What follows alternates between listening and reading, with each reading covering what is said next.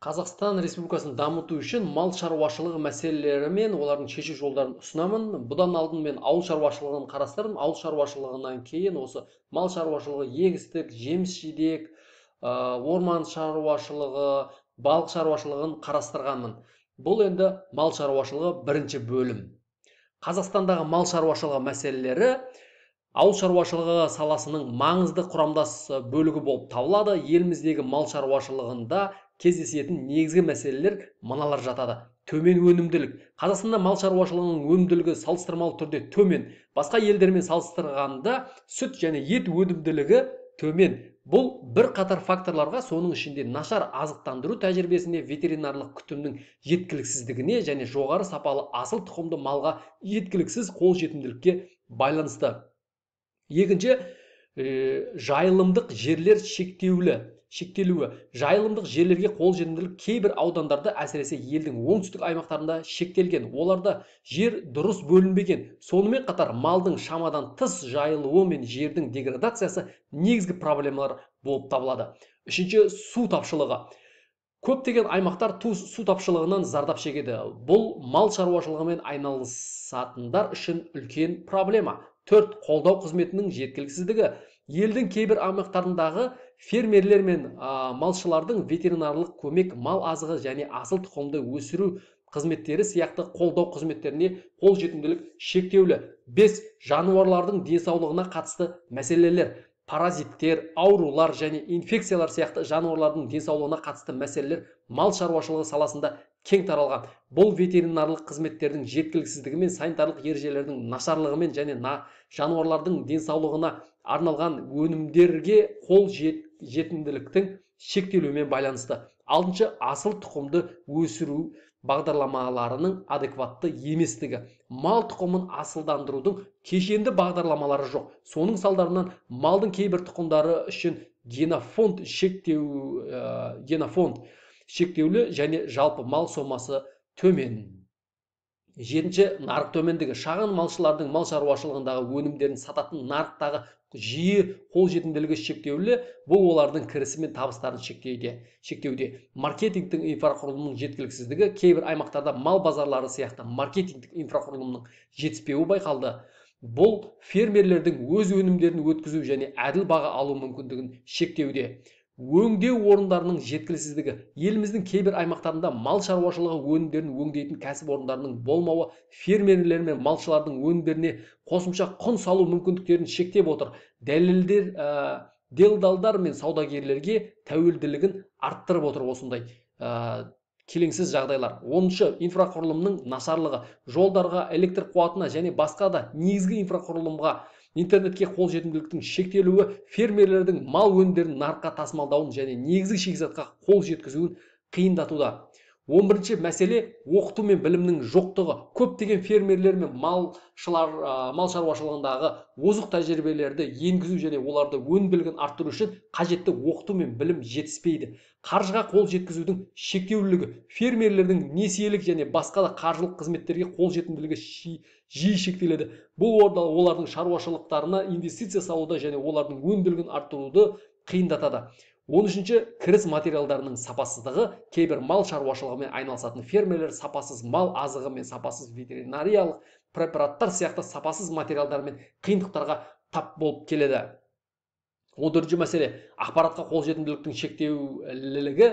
Кейбір аймақтарда озық тәжірибелер мен нарық мүмкіндіктері туралы ақпаратқа қолжетімділіктің шектеулігі бар. Бұл фермерлердің өнімділігі мен кірістерін арттыру мүмкіндіктерін шектеуде. Мүдделі тараптар арасында үйлестірудің болмауы. Мал шаруашылығының салаларындағы мүдделі тараптардың, оның ішінде мемлекеттік органдардың, үкіметтік емес ұйымдардың және жеке сектордың субъектілерінің арасындағы үйлестірілудің болмауы жиі кездеседі. Бұл сектордағы проблемаларды шешуге бағытталған күш-жігердің тиімділігін шектеп келеді.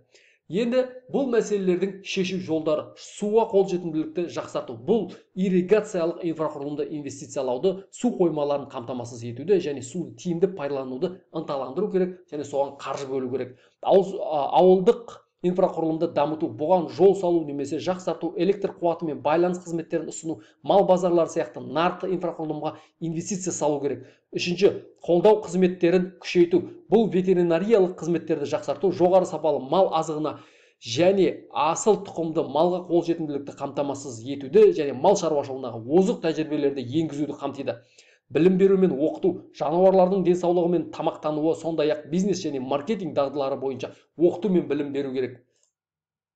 Бесінші, қаржыға қолжетімділіктің кеңейту.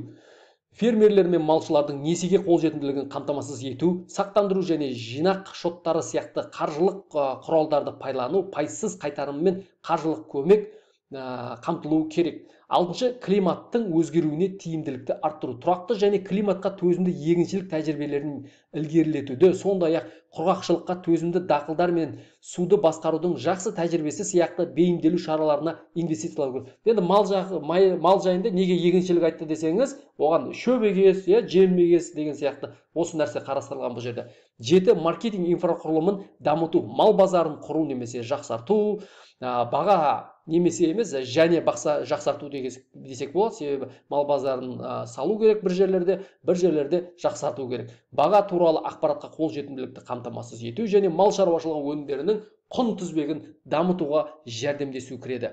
Сегізінші, енгізілетін материалдардың сапасын қамтамасыз ету, мал азығы мен ветеринариялық препараттардың сапасын бақылау шараларын ілгерілету, жоғары сапалы асыл тұқымды малдың қолжетімділігін арттыру, ақпаратқа қолжетімділікті жақсарту. Бұл озық тәжірибелер мен нарық мүмкіндіктері туралы ақпаратты тарату үшін мобильді және цифрлық технологияларды пайдалануды ынталандыруды қамту керек. Осыны дамыту керек.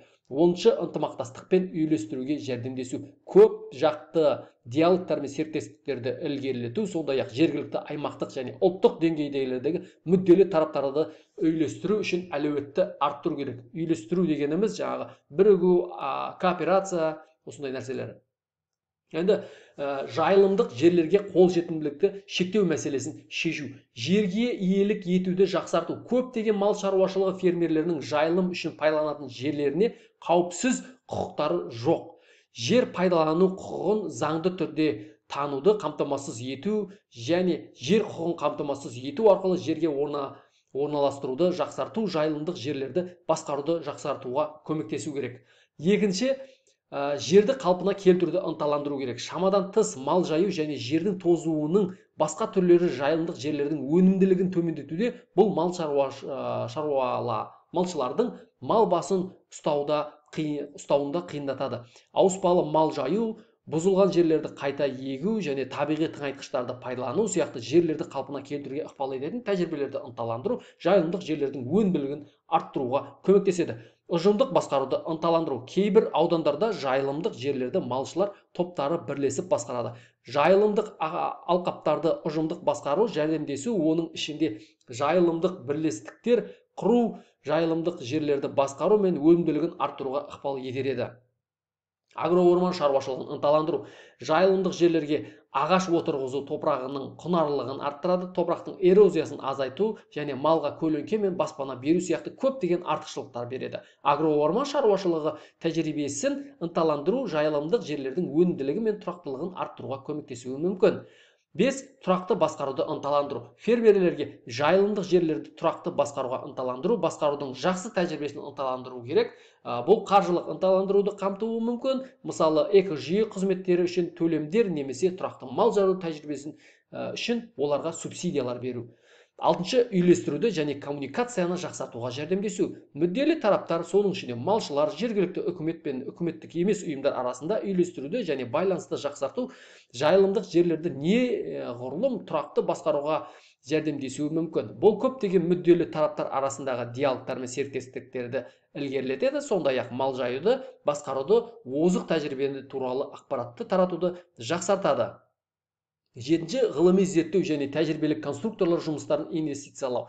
Жайылымдардың тұрақты тәжірибесі бойынша зерттеулер мен дамытуды инвестициялау жайында жайылымдық жерлерді басқарудың тиімді стратегияларын анықтауға және алға жылжытуға көмектеседі. Бұл суаруды жақсарту немесе құрғақшылыққа құрғақшылықта төзімді шөптер сияқты жаңа жайылым технологияларын әзірлеуді, немесе ауыспалы мал жаю, немесе жерді тұтас басқару сияқты жақсы басқару тәжірибелерін ілгерілетуді қамтиды. Осы көп жақты түрлі қолданылған әдіс тәсілдер мал шаруашылығын дамытуға ықпал етеді. Бұл енді бірінші бөлім деп аяқтайық.